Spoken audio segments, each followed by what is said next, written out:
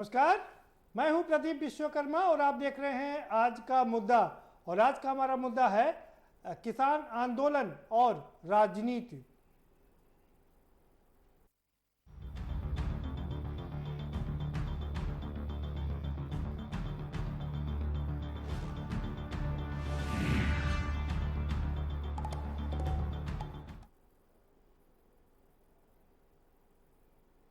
जी हाँ, मुजफ्फरनगर में किसान महापंचायत क्या हुई, राजनीति गरमा गई है।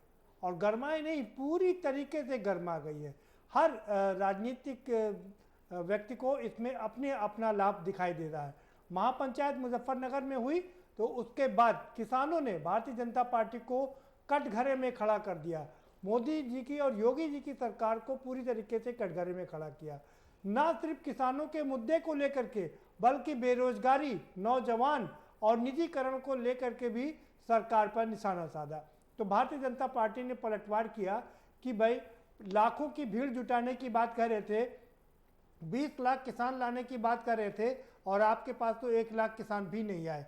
और इतना ही नहीं, विपक्ष पर भी निशाना साधा गया कि ये किसान की रैली नहीं थी, किसान की महापंचायत नहीं थी, बल्कि ये तो समाजवादी पार्टी, कांग्रेस और दूसरे राजनीतिक दलों के कार्यकर्ताओं की रैली थी। ये आरोप लगाया भारतीय जनता पार्टी ने। अब बारी थी विपक्षी पार्टियों की, तो समाजवादी पार्टी ने पलटवार किया और इसे जन क्रांति का नाम दिया और कहा कि अब भारतीय जनता पार्टी के दिन पूरे होने वाले हैं, उनकी सरकार जाने वाली है। तो वहीं बसपा को एक नया एंगल इसमें दिखाई दिया। दरअसल इस महापंचायत में 2 नारे भी जमकर उभरे। एक अल्लाह अकबर और दूसरा नारा था कि हर हर महादेव।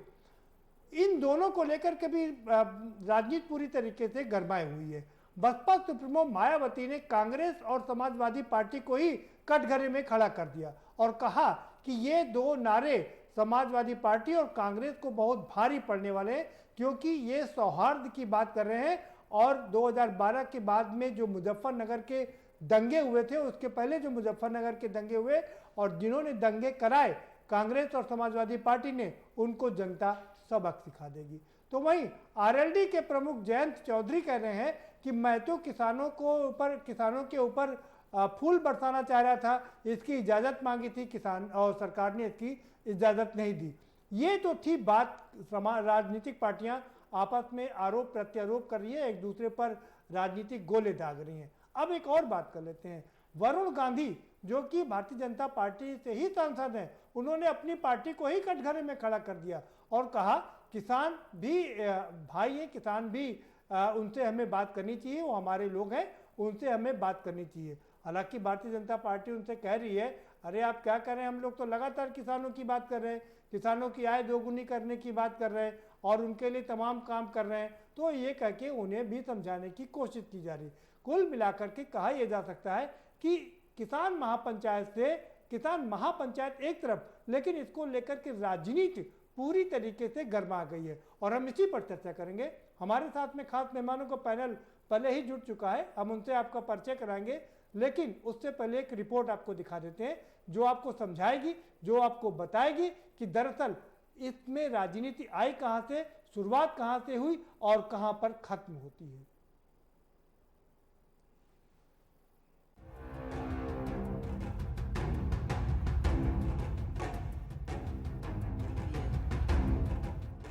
किसान महापंचायत को लेकर राजनीति पूरी तरह से गर्मा गई है। इसमें हर राजनीतिक पार्टी को अपनी तरह से लाभ होता नजर आ रहा है। ऐसे में कोई भी राजनीतिक पार्टी एक दूसरे पर आरोप प्रत्यारोप का मौका नहीं छोड़ रही है। किसान महापंचायत को लेकर राकेश टिकैत ने भाजपा पर जमकर सियासी बाण चलाए। राकेश टिकैत ने भाजपा सरकार को किसान, नौजवान, बेरोजगार और निजीकरण के मुद्दे पर जमकर घेरा। इशू को सोल्व करवावे। जैसे दूसरे लोग बीजेपी में रहते हुए किसान के पक्ष में बोल रहे हैं, जो एमपी एमएलए विधायक किसानों के पक्ष में नहीं बोल लगा तो जनता उसका ध्यान रखेगी।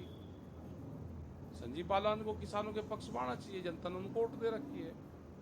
हमारी भारत सरकार से बातचीत करवावे, जैसे वरुण गांधी ने कहा, सतपाल मलिक ने कहा है, तो ऐसे ही जो किसान विचारधारा के लोग सरकारों में शामिल हैं उनकी बड़ी जिम्मेदारी ये बनती है कि वे आगे आएं, सरकार उससे कहें कि किसानों से बातचीत शुरू करो, जो मसले हैं इनका समाधान करो।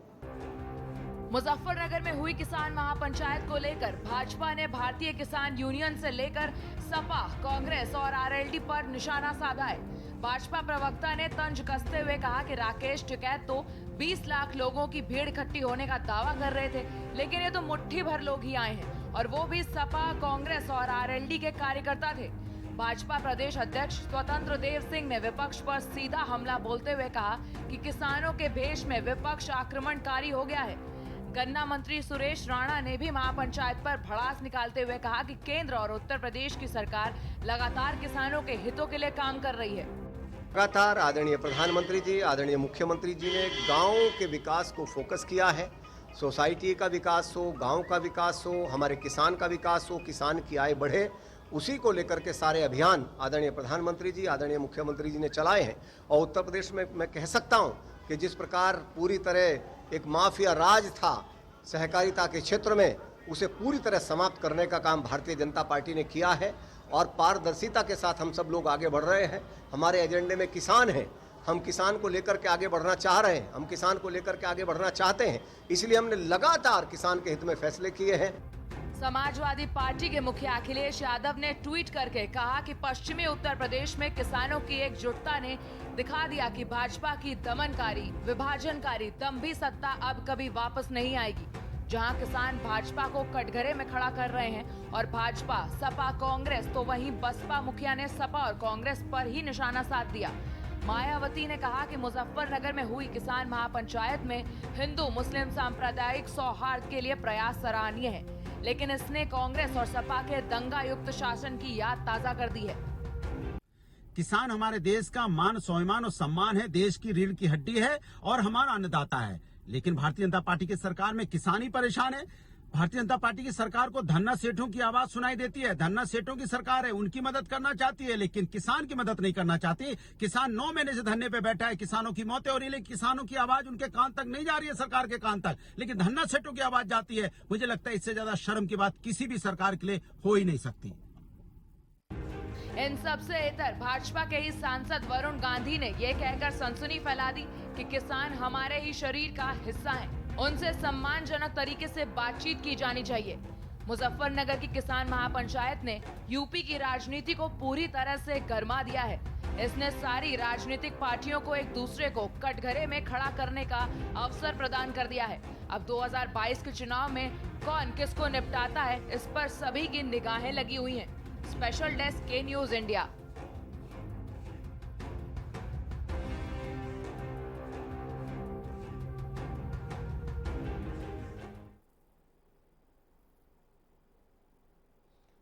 हमारे साथ 4 खास मेहमानों का पैनल जुड़ चुका है। हम पहले उनसे आपका तारुफ करा देते हैं। साक्षी दिवाकर हमारे साथ में जुड़ चुकी है, भारतीय जनता पार्टी की प्रवक्ता हैं।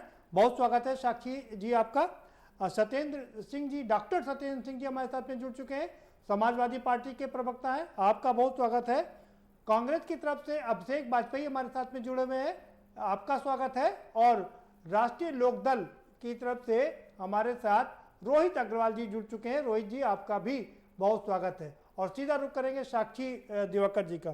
साक्षी जी, आपको याद होगा कि 2003, 2008, 2013 जब मुजफ्फरनगर में किसानों की महापंचायत हुई है, उस साल मतलब उस पीरियड के बाद को वो सरकार निपट जाती है और एक बार फिर से अब 2021 में आपकी सरकार है और चुनाव होने जा रहा है। 2020 में ये महापंचायत हो रही है, क्या कहेंगी आप? होगा, हमारे योगी जी जाने इसलिए जाते हैं, जो कार्य अभी तक नहीं हुए वो सब पूरे फिर से होते हैं।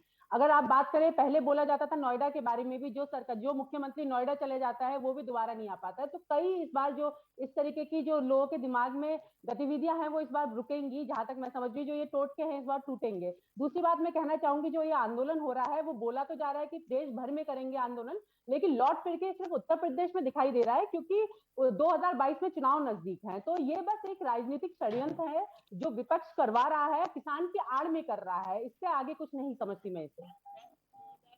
भाई ठीक भाई ठीक बात है, वो विपक्ष तो साफ साफ खुलेआम कह रहा है साक्षी जी कि हम तो किसानों के साथ में हैं, देश में 14 करोड़ किसान हैं और ये वोट बैंक किसको नहीं चाहिए। आएंगे आपके पास में। डॉक्टर सत्येंद्र सिंह जी, साक्षी कह रही हैं कि जितने भी पुराने रूढ़वादी विचार थे उसको योगी जी ने तोड़ दिए, चाहे नोएडा जाने की बात हो या कोई दूसरे मुद्दे हो या मुजफ्फरनगर में महापंचायत की बात हो, कुछ चलने वाला नहीं है। साक्षी जी नमस्कार। साक्षी जी, आप एक बहुत बड़ी पार्टी प्रवक्ता हैं और पूरे देश में वो शासन कर रही है। तो एक ऐसी बड़ी पार्टी जिसके प्रधानमंत्री अपने आप को पूरे देश का सेवक कहते हैं, उनके लिए ये महत्वपूर्ण नहीं है कि कितने लोग आंदोलन कर रहे हैं। अगर 10 लोग भी आपके राज में आंदोलनरत हैं, उन्हें कष्ट है, तो इतनी बड़ी पार्टी का ये फर्ज है उनकी समस्या को गंभीरता सुने, पार्टी पॉलिटिक्स से ऊपर उठ के सुने। और इसमें कोई शक की बात नहीं है कि आज की तारीख में जो कृषि है वो घाटे का सौदा है, फायदे का सौदा नहीं है। मुझे पता नहीं आपके घर में कोई किसान है या नहीं है। मैं खुद जाट हूँ और किसान परिवार से ताल्लुक रखता हूँ। मैं इतना जरूर कहना चाहूंगा कि पार्टी पॉलिटिक्स से उठकर, मैं ना समाजवादी पार्टी की आपसे फिलहाल बात कर रहा हूँ, ना भारतीय जनता पार्टी की, ना कांग्रेस की, पार्टी पॉलिटिक्स से ऊपर उठकर के किसानों के मुद्दे को गंभीरता समझना चाहिए। और कहीं से विरोध की कोई आवाज उठती है तो उसको गंभीरता से लेते हुए आदरणीय प्रधानमंत्री जी को और हमारे आदरणीय मुख्यमंत्री जी को गंभीरता से किसानों के नेताओं के साथ बैठ करके समस्या का समाधान करना चाहिए। समस्या से भाग करके या दोषारोपण करके आप आरोप से बच नहीं सकते हैं। बिजली का बिल शहर से लेके गांव तक कितना बढ़ गया आप भी जानते हैं। डीजल का रेट कितना हो गया आप भी जानते हैं। हर चीज पे महंगाई बढ़ी है, किसान के मजदूर की मजदूरी बढ़ी है, लेकिन दुर्भाग्य से किसान की आय पिछले कई सालों से जब से सरकार बनी है 1 पैसा भी नहीं बढ़ी है। गन्ने का रेट 1 पैसे भी नहीं बढ़ा है और भुगतान भी लंबित है। तो मेरा आपसे अनुरोध है कि इस विषय को गंभीरता से लेते हुए चाहे सब पार्टियों साथ बिठा ले, पार्टी पॉलिटिक्स से उठ करके किसान नेताओं के साथ बैठ करके इस समस्या का जल्दी समाधान करे। और जो आंधी पश्चिमी उत्तर प्रदेश में उठी है, तो ये तो आप मान के चलिए पश्चिमी उत्तर प्रदेश में भाजपा का बहुत बड़ा नुकसान होने वाला है। आप स्वीकार करें या ना करें, समय है। ठीक है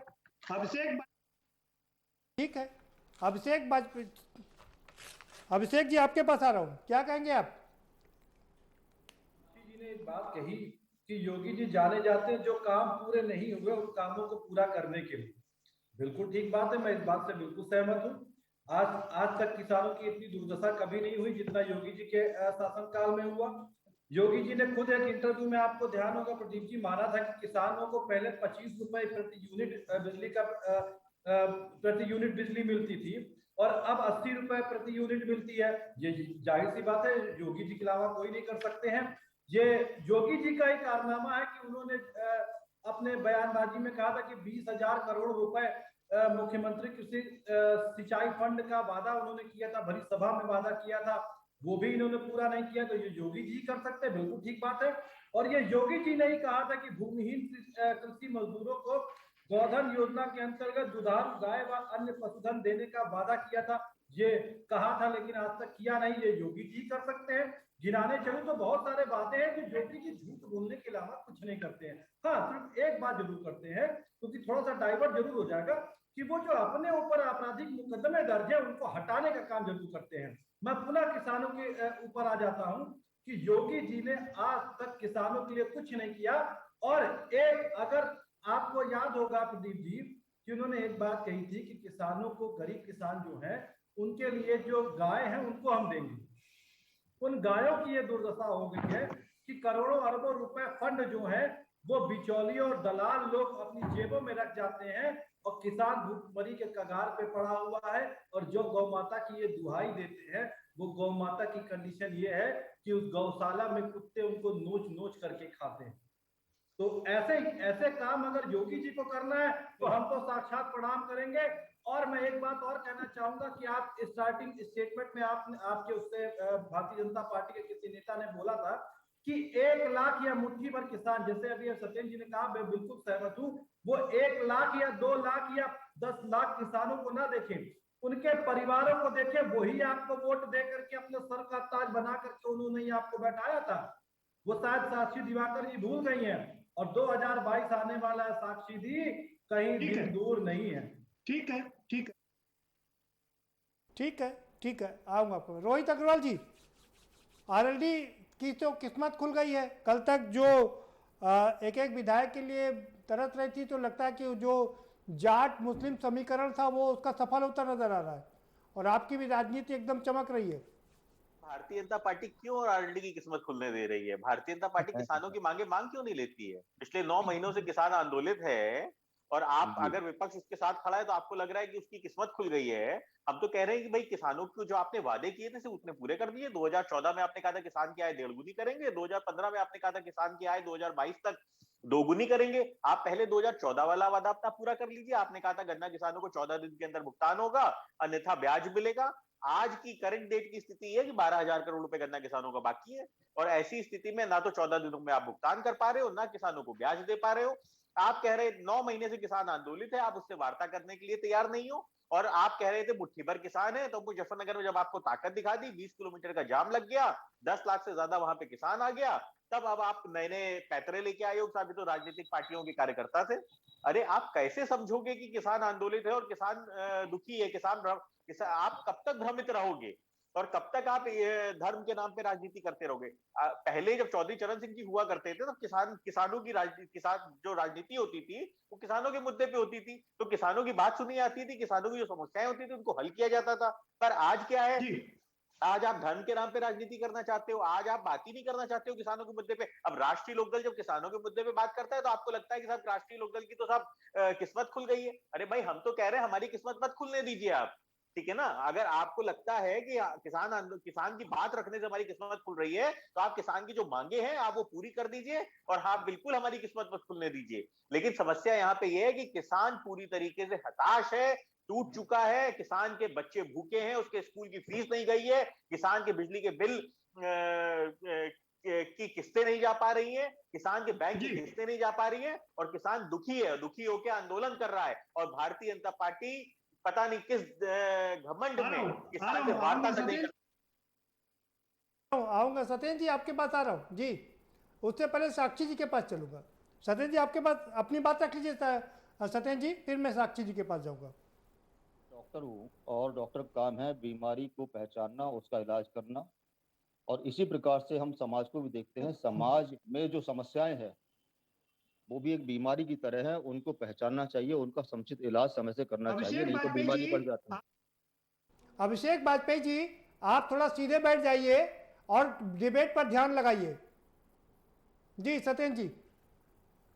बिल्कुल अभिषेक वाजपेयी जी, अभिषेक वाजपेयी जी, बहुत सुंदर बात कही अभी हमारे राष्ट्रीय लोकदल के प्रवक्ता ने, कि अगर भाजपा को ऐसा लगता है कि इस मुद्दे से हमको लाभ हो रहा है तो हमसे मुद्दा छीन ले, इसका समाधान कर दे और सारा वोट बोले ले, हमें कोई दिक्कत नहीं, इससे बढ़िया राजनीति में कोई बात हो नहीं सकती है। तो मैंने शुरू में भी कहा कि ये मुद्दा बहुत गंभीर है।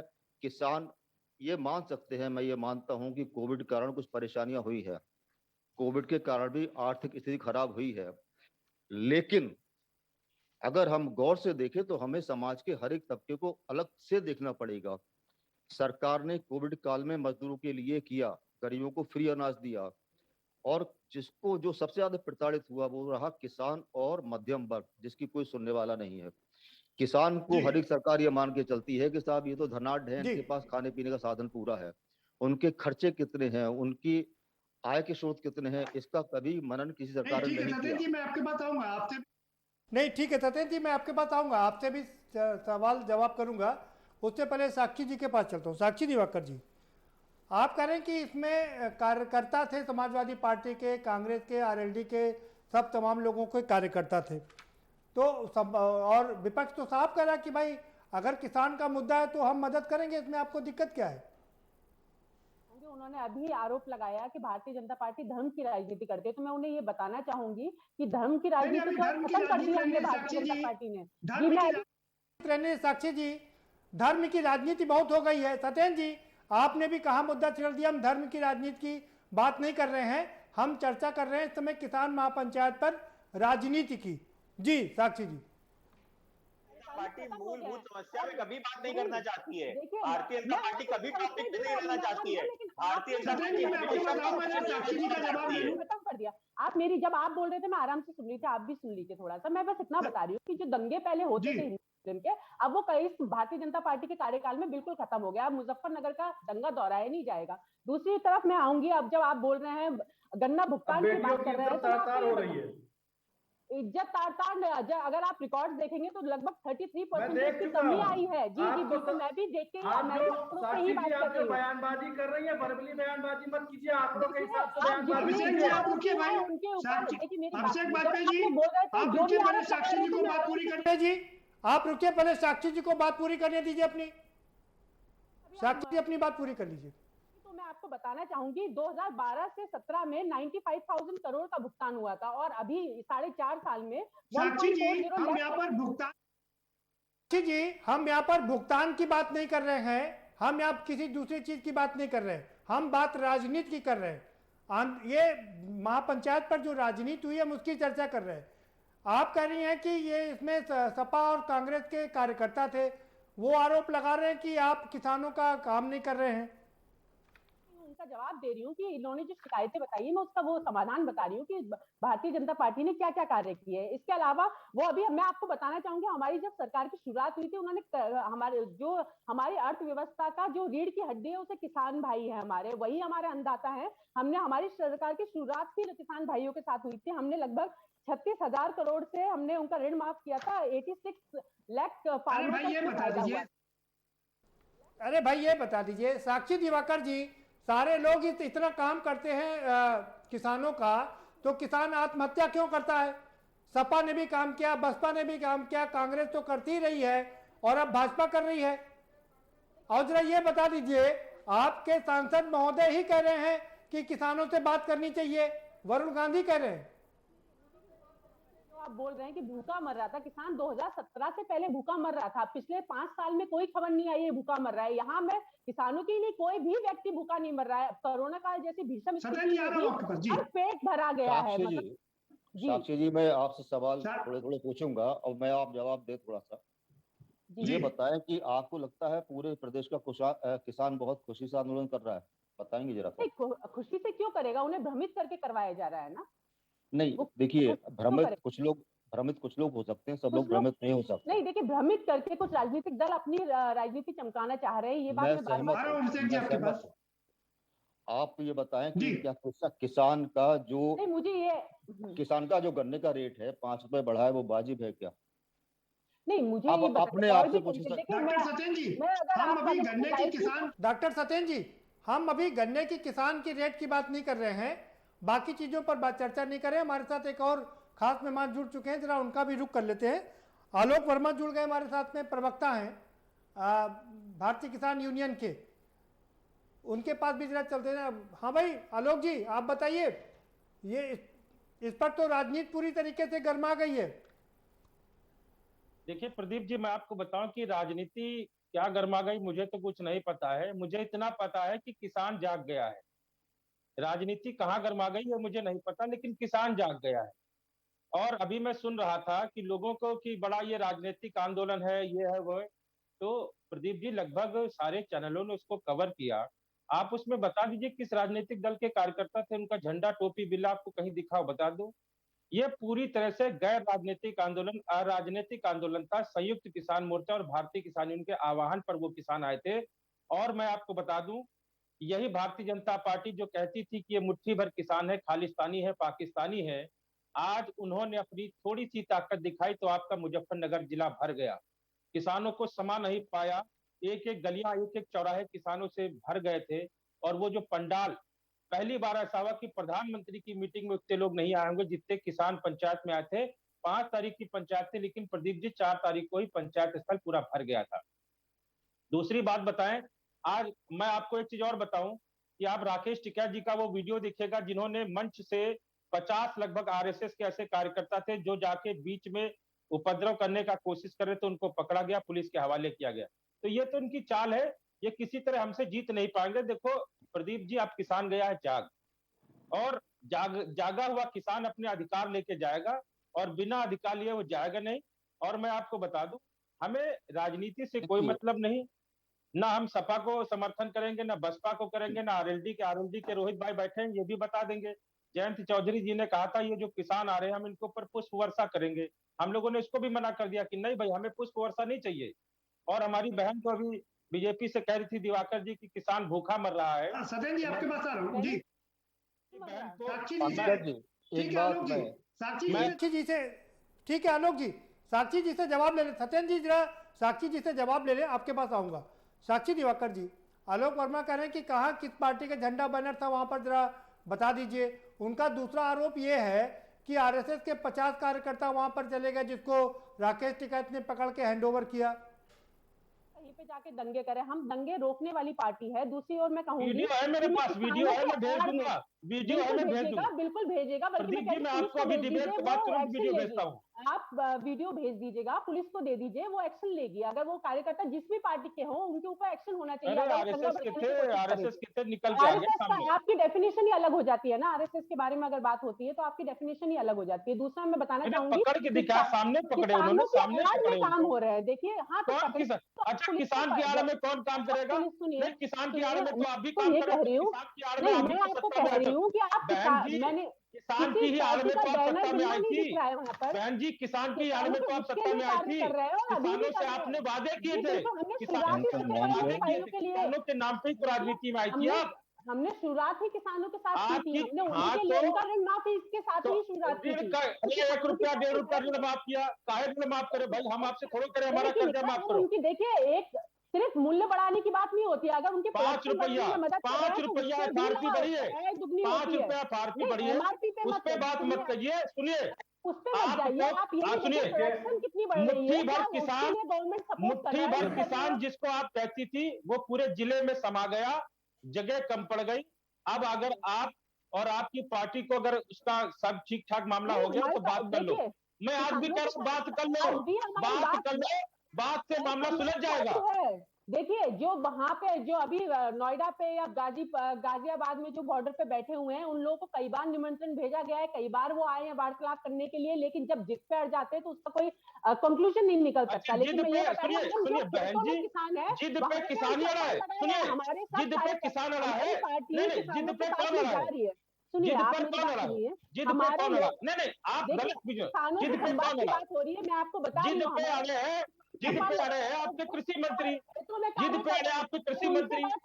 मीटिंग से पहले सुन लीजिए, मीटिंग से पहले आराम से मीटिंग से पहले कह देते इस पे बात नहीं होगी, बाकी आप बात करिए। नहीं, जिद पे तो सरकार है, बात करने के लिए जिद पे सरकार। अच्छा प्रदीप जी देखिए, कृषि कानून की समीक्षा के लिए एक मिनट मुझे बात आपके पास भी आ रहा हूँ जरा, सवाल जवाब का जी आपके पास भी आ रहा हूँ जरा, सवाल जवाब का सिलसिला हो जाए। ठीक है साक्षी जी और आलोक वर्मा जी, आप दोनों शांत हो जाइए।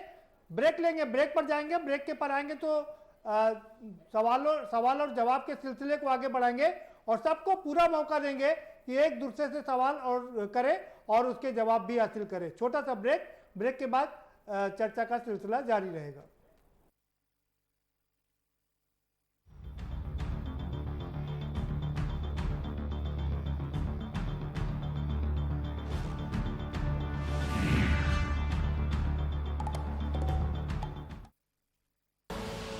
आप देख रहे हैं के न्यूज, खबरों का सारथी।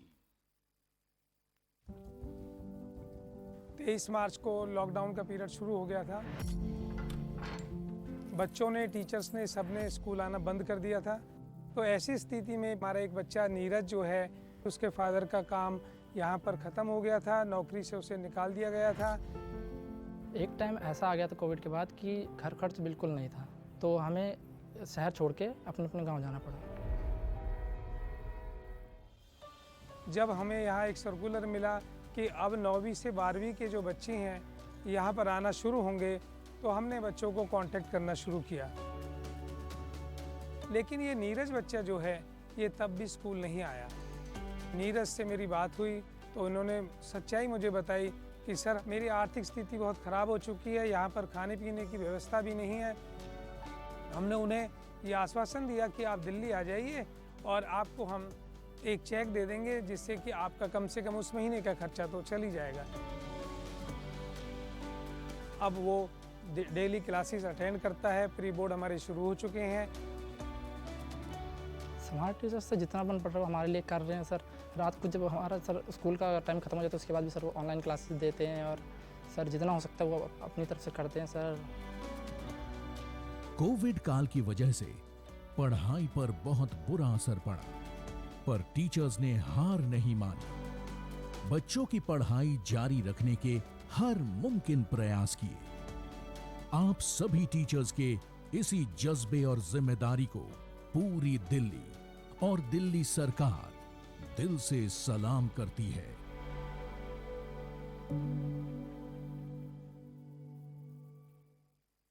जुबान के लिए उड़ चला गैरों की ज़मीं पर, खुशबू अपनेपन की ढूंढता। दूर कितना भी जा, इस जुबान से दूर ना जा पाओगे। विमल, बोलो जुबान केसरी। जब पशुओं को मिलेगा प्यार और मिल्को मोर पशु आहार तो दूध बहेगा, मुनाफा बढ़ेगा। मिल्को मोर पशु आहार। खुदी को आजमाया है तो ये अंदाज आया है, खुदी को आजमाया है तो ये अंदाज आया है।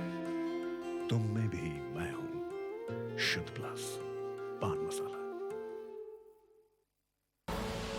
आप देख रहे हैं के न्यूज, खबरों का सारथी।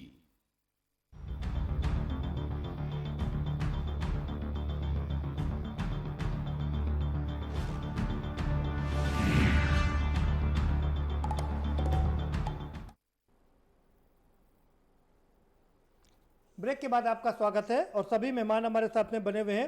रोहित अग्रवाल जी का रुख करेंगे। रोहित अग्रवाल जी, आलोक वर्मा ने साफ कर दिया है कि उनको किसी भी राजनीतिक पार्टी की मदद की दरकार नहीं है।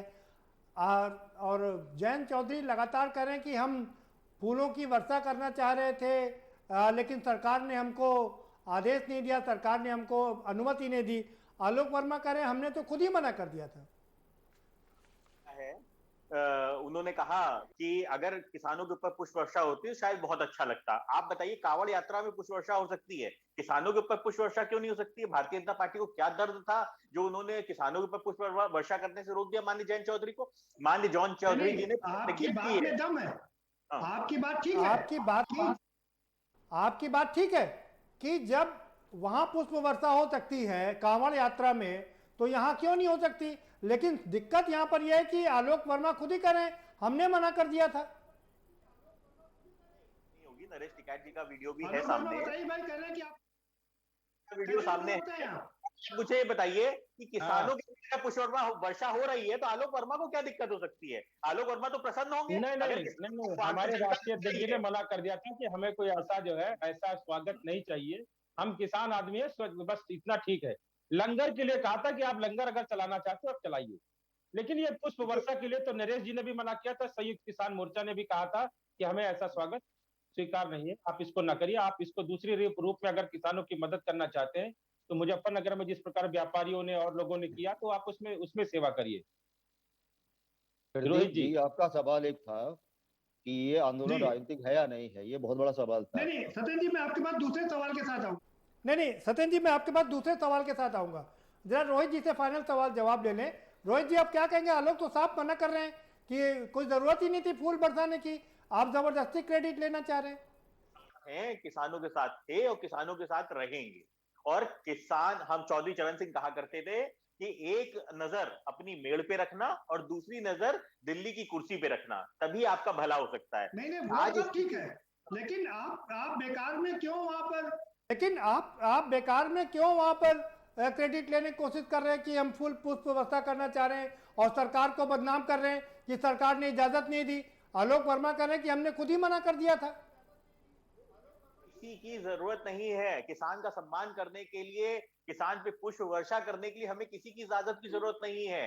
ये तो हेलीकॉप्टर नहीं उड़ सकता था बिना भारतीय जनता पार्टी की इजाजत के, परमिशन के हेलीकॉप्टर नहीं उड़ सकता था। राष्ट्रीय लोकदल के कार्यकर्ताओं ने, मुजफ्फरनगर के कार्यकर्ताओं ने पुष्पों की वर्षा की। वो जो वर्षा जयंत चौधरी जी करना चाहते थे हेलीकॉप्टर से, वो शायद नहीं हो पाई क्योंकि बिना परमिशन के उड़ नहीं सकता था। लेकिन राष्ट्रीय लोकदल के कार्यकर्ताओं ने किसानों के ऊपर पुष्पों की वर्षा की, और किसानों के साथ हम खड़े हैं, हर तरीके से खड़े हैं। तो सारा विपक्ष नहीं, वो तो सारा विपक्ष खड़ा हुआ है। ठीक है, आएंगे आपके पास में। रोहित जी आपके पास आऊंगा। हाँ अभिषेक जी, आप अपनी बात रख लीजिए, आप कुछ कहना चाह रहे थे। प्रदीप जी की आप सबसे पहले इससे समझ सकते हैं कि भारतीय जनता पार्टी वालों की किसानों के लिए मानसिकता क्या है। उन्होंने एक कार्टून के माध्यम से किसानों के लिए कहा था कि अगर इन्होंने अपना हक मांगा तो इनकी ठुकाई हो जाएगी। ये आपको ध्यान होगा, सभी चैनलों ने चलाया था। नंबर दूसरी बात, अभी साक्षी जी बोल रही थी कि उनकी पार्टी दंगे नहीं भड़काती है। उनको याद कर लेना चाहिए था जिस समय माननीय टिकैत जी के आंसू निकले थे तो उनके समर्थकों को रोकने के लिए कैसे उनके भारतीय जनता पार्टी के लोगों ने टेंट की पीछे से पुलिस वालों के साथ मिलकर के पत्थरबाजी की थी। उसको भी याद कर लेना चाहिए था इनको। वहां पे भाजपा के विधायक और उनके प्रतिनिधि पकड़ाए हुए थे, उसको याद कर लेना चाहिए था। इतनी बड़ी बात कहने से पहले आपको शर्म आनी चाहिए था साक्षी जी। भारतीय जनता पार्टी की मानसिकता को देखिए, मैं पिछले जिस बारे में आप कह रहे हैं उसके बारे में मुझे जानकारी नहीं हो। जानकारी नहीं तो आपको जानकारी करके आनी चाहिए थी। मुझे इतनी जानकारी, आपको जानकारी करके आनी चाहिए। यहाँ पे दंगे नहीं हुए हैं, यहाँ मुजफ्फरनगर के। और मैं आपको बता दूं कि वही किसानों की बिजली 3 बार दाम आप बढ़ा चुके हैं, 3 बार आप दाम बढ़ा चुके हैं। 150 रुपए से 170 रुपए प्रति माह कर दिया गया। 15% बिजली दरें बढ़ा दी गई, उसके बावजूद आप ऐसी बातें करेंगे। देखिए, ये बात सब जानते हैं कि यहाँ पे आप बाहर निकले तो जनता के बीच में जाइए तो आपको पता होगा कि कौन सी पार्टी कहाँ चलेंगे वो एक फोन कॉल। दुनिया भर के लोगों को संदेश देते हैं। मुझे एयरपोर्ट बन नहीं रहे हैं क्या? किसान ये आप अस्पताल में फ्लाइट चला देते हैं, फोन कॉल कहाँ चला गया? नहीं चल सारी रही है, चीजों को बधाई दे सकते हैं पर दूसरे देशों के प्रधानमंत्री को बधाई दे सकते हैं, लेकिन क्या एक किसान जो कि हमारा पेट पालता है, पूर्वांचल एक्सप्रेस वे की चिंता थी, वो अभी तैयार होके आपको मिलने वाला है। आप आराम से अपनी गाड़ी उस पर दौड़ाइएगा। नहीं, हमें गाड़ी हमें आपसे सर्टिफिकेट जो वादे किए थे हम पूरे कर रहे हैं, जो वादे किए थे पूरे कर रहे हैं। आप हमारे किसान भाइयों की बातें मान लीजिए, यही सब कुछ है। किसान आप कह दीजिए, ऑन एयर चैनल पे आप कह दीजिए। देखिए, मैं आपको बताऊं, 70 साल में जो कार्य कांग्रेस नहीं कर पाई, 5 साल में बीजेपी ने करके दिखा दिया। ठीक है भाई, 70 साल और 27 साल। ठीक है भाई, 70 साल और 27 साल ये लंबा चलता रहेगा। साक्षी जी रुकिए, अभिषेक जी आप भी रुकिए भाई, आपके पास आ रहा हूँ। सत्येंद्र जी के पास चल रहा हूँ। डॉक्टर सत्येंद्र सिंह जी, आपको अगर सत्ता पक्ष घेरता तो बात कुछ और थी। यहाँ तो विपक्ष ही विपक्ष को घेर रहा है। बसपा की मुखिया मायावती कह रही हैं कि वहाँ जो सौहार्दपूर्ण नारे लगे उससे सपा और कांग्रेस भी निपट जाएगी, क्योंकि आप लोगों ने ही दंगे करवाए थे मुजफ्फरनगर के। ये आरोप है मायावती का। ये प्रदीप जी, मैं बार बार कहना चाह रहा था, आपका सवाल ये था कि राजनीति वहां हो रही है, किसान आंदोलन हो रहा है। हेलो जी, आवाज आ रही है आपकी। एक अन्ना का आंदोलन हुआ था, उसको आप क्या समझते हैं? वो राजनीतिक आंदोलन था या सामाजिक आंदोलन था? और उसमें कौन सा राजनीतिक दल इन्वॉल्व नहीं था विपक्ष का, मुझे बताइए जी। तो ये आंदोलन भी अन्ना के आंदोलन की तरह ही है। जब कोई सामाजिक आंदोलन होता है तो निश्चित रूप से उसमें जो राजनीतिक दल होते हैं, चाहे वो पक्ष हो या विपक्ष हो, कोई लाभ लेने के लिए या कोई समर्थन देने के लिए या कोई यूं ही विवाद कराने के लिए उसमें घुस जाते हैं।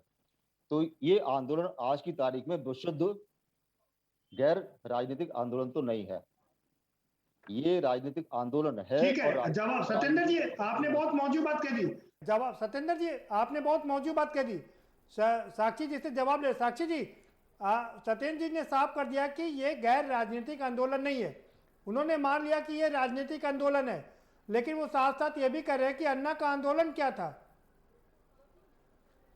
नेतृत्व में जो आंदोलन हुआ था उसका फायदा केजरीवाल जी ले गए, लेकिन यहाँ पे अगर राकेश टिकैत जी ये सोच रहे हैं कि इसका फायदा वो ले लेंगे। आपको भी काफी फायदा मिला साक्षी जी, सुनिए, आपने खूब फायदा उठाया केंद्र में आपको भी बड़ा फायदा मिला इसका। देखिए, मैं अभी फिलहाल की बात कर रही हूँ, तो अगर पुरानी बातें ना मैं प्रूव कर पाऊंगी ना आप प्रूव कर पाएंगे, तो इसलिए मैं आपको अभी का बता रही हूँ। अरे वाह, कैसे कर लेंगे बताइए आप मुझे। मैं कह रही हूँ कि नहीं खुद उठाया, फायदा नहीं लेंगे, फायदा दूसरा आया। फायदा ना उठाए। मीठा मीठा देखिए मैं आपको कड़वा कड़वा थू नहीं देखिए, अब अंगूर नहीं मिल रहे तो खट्टे हैं, अब तो वो फंस वाली गई बात है साक्षी जी, आप फंस नहीं, गई, मैं साक्षी फंसी जी नहीं फंस हूँ। गई अगर मैं आप। आपको बोलूंगी कि हमने फायदा नहीं उठाया, हम योजनाएं हमने 100% जनता से फायदा वादे किए मिला। थे कि हम सब और आप देखिए मुझे बताइए सब लोकपाल आज समाज को कहाँ पर लेके है? चलेंगे हम। सुनिए आप मुझे हम सब बताइए समाज को लेके चलेंगे। लोकपाल कहाँ पर है आज? अन्ना कहाँ पर है मैं आज? आपको बता रही हूँ, हमारा जो मोटो था वो था सबका साथ सबका विकास, और हम उसी पे कार्य कर रहे हैं। और लगातार 2014 से अभी तक लगातार कार्य उसी पे कर रहे हैं। गलत किसी बोल प्रकार गई। का सबका भेदभाव साथ नहीं सबका कर रहे विकास नहीं, हैं। पूंजीपतियों का साथ और अपना विकास, यही आपका नारा है। विकास अपना गलती ही तो से नहीं आप होता लिखवा यहाँ गई। पे। इस पार्टी में विकास अपना नहीं होता, हमेशा पहले जनता का सुख देखा जाता है। आप देखिए ये ये तो, एक अरे पार्टी इसका उदाहरण मैं बता देता हूँ ना, इसका उदाहरण। ठीक है साक्षी जी, अरे अभिषेक जी रुकिए भाई, अभिषेक जी अभिषेक जी रुकिए भाई, अभिषेक जी आप रुकिए, साक्षी जी आप भी रुकिए। डॉक्टर सत्येंद्र सिंह जी, मैंने आपसे दूसरा सवाल किया था, आपने पहले का जवाब दिया। सवाल नंबर 2 ये है कि बसपा मुखिया मायावती आप पर आरोप लगा रही हैं कि आप भी एक्सपोज हो जाएंगे जिस तरीके से वहां मुजफ्फरनगर में दंगे हुए थे। सर दंगा तो किसी सरकार में मतलब कोई अच्छी बात नहीं है, और सरकार के माथे पे एक बदनुमा दाग होता है। कोई सरकार नहीं चाहती दंगा हो। और साक्षी जी ने कहा कि उनकी सरकार में अब तक दंगे नहीं हुए हैं, तो उनको नमन, बहुत अच्छी बात है। दंगे किसी भी सरकार में नहीं होने चाहिए और दंगाइयों के साथ सख्ती से निपटा जाना चाहिए। तो जब सरकार थी समाजवादी पार्टी की, दंगे हुए, लेकिन उन दंगों से निपटने में सरकार ने अपने जो भी क्षमताएं थी पूरी लगाई, दंगाइयों को सजा दी। उसमें हो सकता है कुछ बेकसूरों पे मुकदमे हो गए हों, उसकी जांच होती है, बाद में उनको भी वरी कर दिया जाता है, लेकिन सजाएं हुई है। तो ये कहना कि भारतीय जनता पार्टी के शासनकाल में कोई विवाद नहीं हुआ, ऐसा तो मैं नहीं कह सकता, क्योंकि अभी ये सीए के आंदोलन में कितने सारे विवाद हुए हैं। नहीं सत्येंद्र जी, सवाल ये है कि अगर सत्ता पक्ष आप पर आरोप लगाए तो ठीक है, सवाल मेरा ये कि विपक्ष आपस में ही एक दूसरे पर आरोप प्रत्यारोप कर रहा है। दंगा कभी कोई, मैं नहीं समझता कोई, मैं व्यक्तिगत बात कर रहा हूँ, आप पार्टी की बात छोड़ दीजिए। दंगा कोई सरकार नहीं चाहती है, न कराती है। दंगे के कारण अलग होते हैं, दंगा करने वाले अलग होते हैं। राजनीतिक दल उन दंगों में बाद में शामिल होते हैं, वो उससे फायदा उठाने का प्रयास करते हैं, और ये परंपरा बंद होनी चाहिए, खत्म होनी चाहिए। मैं कंडेम करता हूँ, चाहे कोई पार्टी हो। चलिए अभिषेक वाजपेयी जी, आपके पास भी उसी सवाल के साथ आ रहा हूं कि मायावती पर आप क्या कहेंगे। वो कह रहे हैं कि आप भी दंगे में लिप्त थे और आप भी निपट जाएंगे अब जिस तरीके से महापंचायत वहां पर हुई है। ये किसी से छुपा नहीं हुआ, माया कहाँ रहती है, किसी से छुपा नहीं हुआ है। वही मायावती जी हैं जिन्होंने किसानों के ऊपर अत्याचार करने से वो भी पीछे नहीं हटी थी। आपको ध्यान होगा कि जो नेहरू की जाल की मैं बात अभी साक्षी जी से बात कह रहा था, उसमें उन्हीं के लोगों ने कैसे घोटाले किए थे, जो किसानों के पास सिंचाई का पानी तक नहीं छोड़ा गया था। ये किसी से छुपा हुआ नहीं है। और मायावती जी की बात क्या कहना, जो अपने माया के नाम के अनुसरण बड़े उचित तरीके से करती है। अगर इतनी ही दिक्कत थी अभिषेक जी, अगर इतनी ही दिक्कत थी अभिषेक जी, तो आपने 10 साल तक उनका सहयोग क्यों लिया केंद्र की सरकार के लिए? पार्टी किसी न किसी बिंदु पे सहयोग लेती है, हर पार्टी का। इस बात को आप ध्यान अच्छे से पता है प्रदीप जी आपको।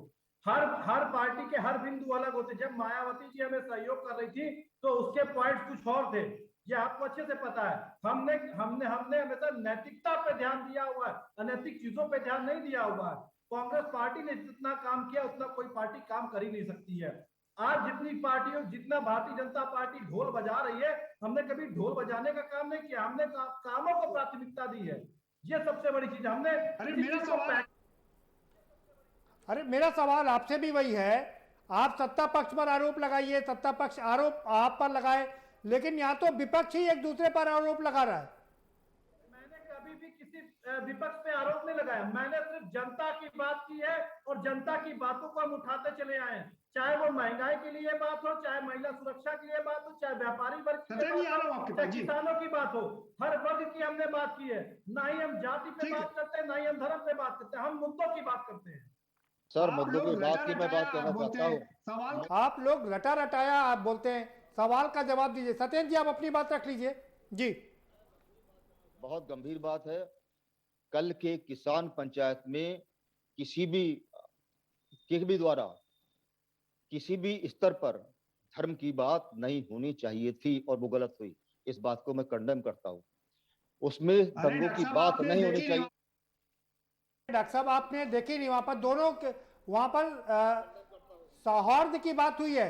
एक और सुन लीजिए, जहां अल्लाह अकबर के नारे लगे हैं वहां पर दूसरी ओर भगवान के भी नारे लगे हैं, हर हर महादेव के भी नारे लगे हैं। मैं दोनों मुद्दों को कंडेम करता हूँ। इसमें राजनीति नहीं घुसनी चाहिए। राजनीति घुसेगी तो आंदोलन ये समाप्त हो जाएगा और किसानों का हक उनको नहीं मिल पाएगा, ये आप मान के चलिए। चलिए ठीक है। आलोक वर्मा जी, डॉक्टर सत्येंद्र सिंह जी कह रहे हैं कि वो इसका खंडन करते हैं, इसको क्रिटिसाइज करते हैं, नारे वहां पर नहीं लगने चाहिए थे। प्रदीप जी एक चीज ये बताइए, डॉक्टर साहब इतने सुलझे हुए व्यक्ति हैं, क्या हिंदू और मुसलमान का काम इन्होंने क्या रखा? हिंदू मुसलमान क्या होता है? इनको आप जाति धर्म में क्यों बांट रहे हैं? मजहब में बांटिए। नहीं सुन लीजिए। अच्छा, नारे की जरूरत क्या है? क्या सारे हिंदू ही किसान है या सारे मुसलमान ही किसान है? अरे आप लोग तोड़ने की बात करते हो, हम लोग जोड़ने की बात करते हैं। हमने कहा सुन लीजिए, हमने कहा अल्लाह अकबर, हर हर महादेव। ये जो तोड़ने की बात होती है ना कि हिंदू खतरे में है, मुसलमान खतरे में है, ना हिंदू खतरे में है ना मुसलमान, वहां पर आपसी भाईचारा की जो देश की परंपरा है, हिंदू मुस्लिम सिख ईसाई आपस में सब भाई भाई। तो क्यों भाई छोड़ दिया आपने? सुन लीजिए, हिंदू मुस्लिम ही क्यों लेकर आए? मैं नारों में विश्वास नहीं करता। नारों सुन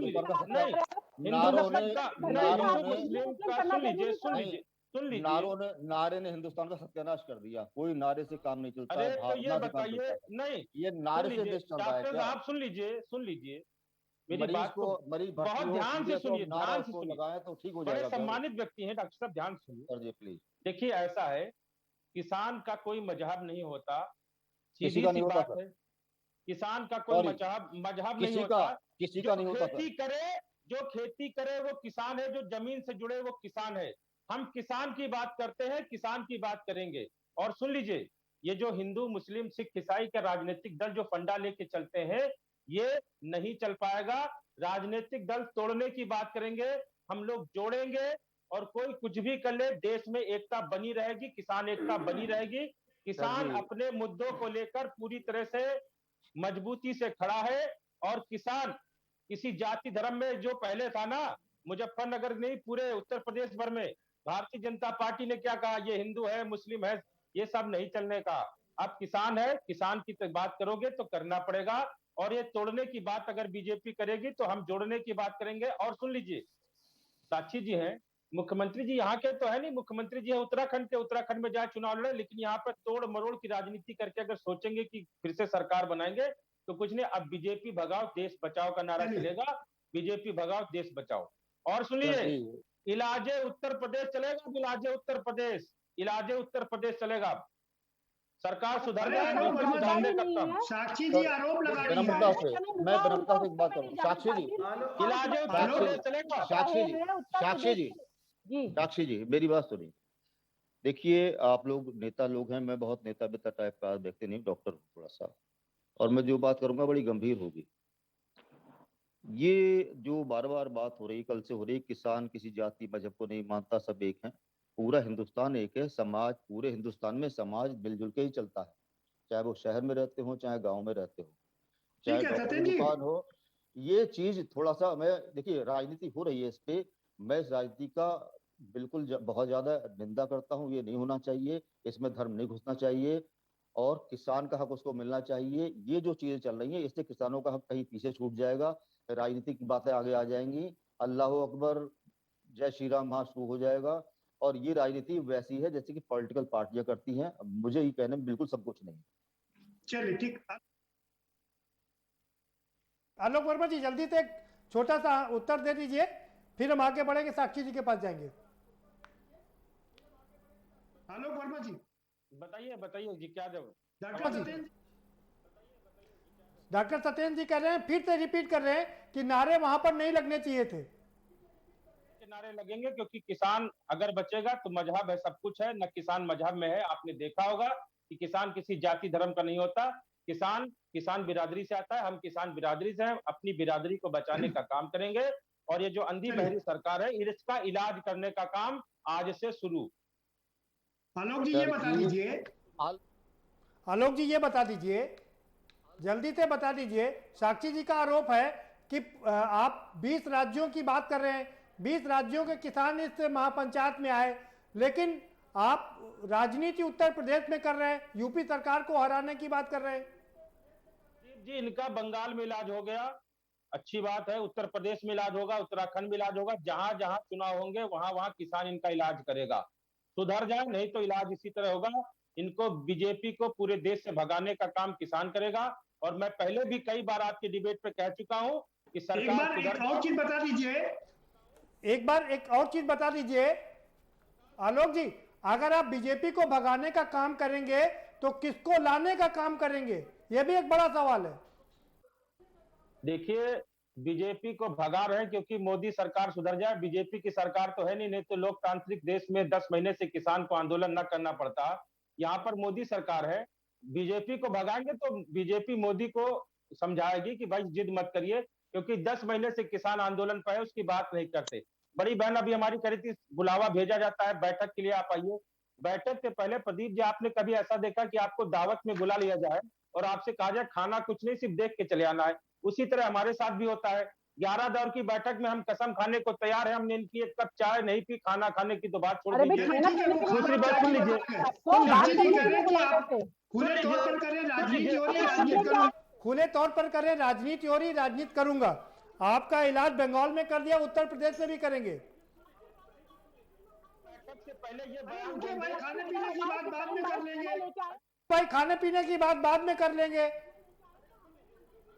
आलोक जी कह रहे हैं कि आपका आलोक जी कह रहे हैं कि आपका बंगाल में इलाज कर दिया है, यूपी में भी इलाज कर देंगे। पे पहुंचते हैं तो उसे इलाज नहीं करते। वहां पे मैं ये बताना चाह रही हूँ कि सेकंड लार्जेस्ट पार्टी बनके उभरी भाजपा, इससे पहले तो 3 सीटें थी, तो इसे इलाज करना नहीं कहता। मैं खुली छूट दे रही हूँ इन्हें, जिस भी पार्टी से उन्हें सपोर्ट मिलता है उनके आंकड़े ले लीजिए। पिछले किसी पार्टी को सपोर्ट नहीं करते, अब इलाज है भाजपा चलाएंगे। बता रही हूँ कि किस किस पार्टी का इलाज हुआ है, इलाज किसे कहते हैं वो वहां पे देखिए। यहाँ इलाज नहीं हुआ है, या 3 से 83 का हमने आंकड़ा पार किया है, तो वहां पे हम सेकंड लार्जेस्ट पार्टी बनके उभरे हैं, तो उसे इलाज करना नहीं कहते। जनता हमें साथ दे रही है और लगातार दे रही है, 2014 से लगातार दे रही है, और हमें विश्वास है 2022 में भी हमारा साथ देगी, क्योंकि हमने जो योजनाएं बनाई है भगवान करे आपका विश्वास बना रहे, भगवान करे आपका विश्वास बना रहे। आपके मुंह में घी शक्कर। साक्षी जी, आपको तो किसानों के हित छीन लिया आपने। साक्षी जी, नुकसान हो रहा है आपको, किसानों से बैठ के बात करिए। जी हम बात करने के लिए तैयार हैं, हम नुकसान हो रहा है भी लगा रहे हैं, हम गाँव में किसान से बात करेंगे, लेकिन ये कह के करेंगे कि 3 कृषि बिल पे बात ना करो, बाकी चाहे जिस पे आके बात कर लो। ये कौन सी बात है? किसानों से हर तरीके की बात कर रहे हैं, लेकिन नहीं सर जी, आपको पूरी जानकारी नहीं है। आपको जानकारी जी रुकिए, मैं चले ठीक है सत्येंद्र जी रुकिए, मैं आपके पास भी आ रहा हूँ। साक्षी जी आप भी रुकिए, बात चर्चा हो गई, फाइनल कमेंट के लिए चलते हैं। रोहित अग्रवाल के पास चलते हैं। रोहित जी, आपको क्या लग रहा कि महापंचायत से और किसान आंदोलन से आपका जाट और मुस्लिम जो कॉम्बिनेशन था वो वापस हो जाएगा और आपको बड़ा लाभ मिलने जा रहा है?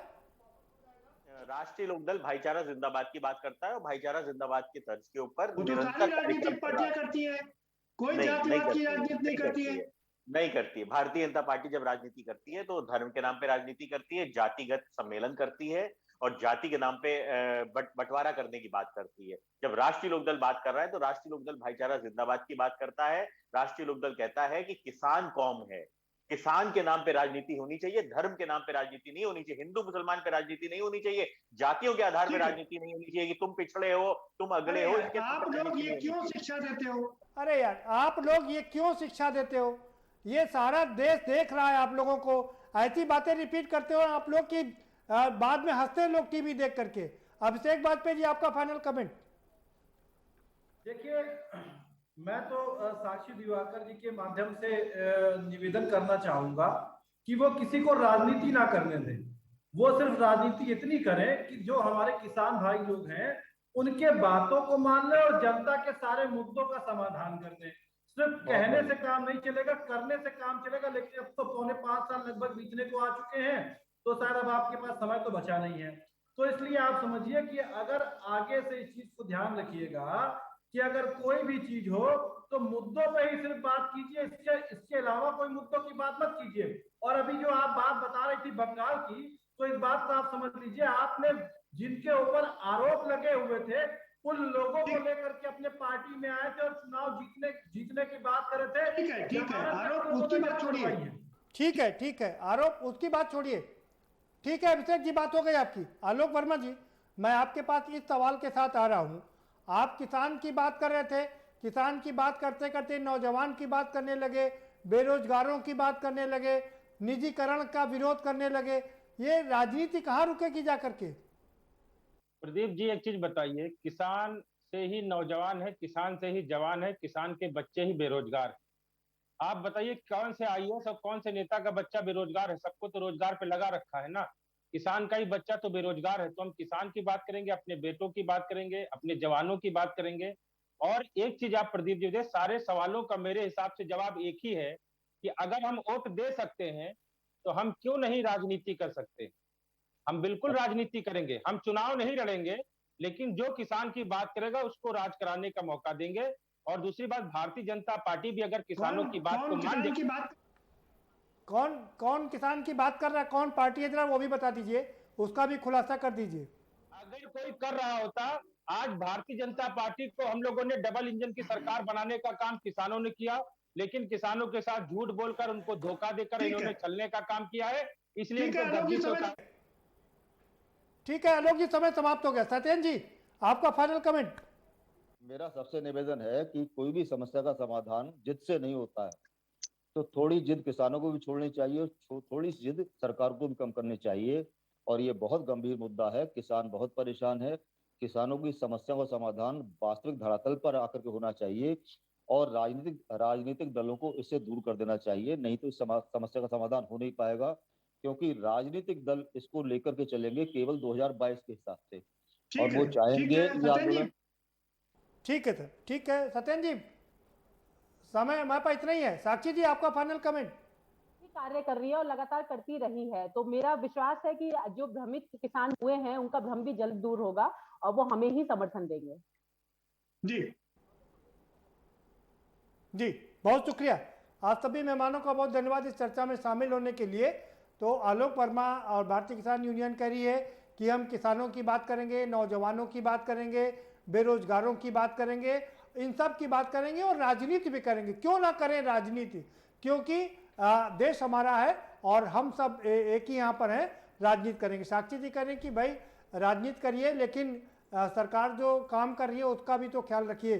अब सवाल यहाँ पर यह कि यहाँ पर सत्ता पक्ष और विपक्ष तो आपस में एक दूसरे पर आरोप प्रत्यारोप कर ही रहा है, विपक्ष भी एक दूसरे पर आरोप लगा रहा है। तो ये, और खासकर बात यह है कि भारतीय जनता पार्टी के सांसद वरुण गांधी स्वयं अपनी ही सरकार को कटघरे में खड़ा कर रहे हैं। आखिर ये राजनीति किसको चढ़ाएगी पार, किसकी करेगी नैया पार और किसकी ले डूबेगी नैया, ये देखना काफी दिलचस्प होगा। फिलहाल इस कार्यक्रम में इतना ही। आप हमें दीजिए इजाजत और बाकी खबरों के लिए देखते रहिए के न्यूज इंडिया।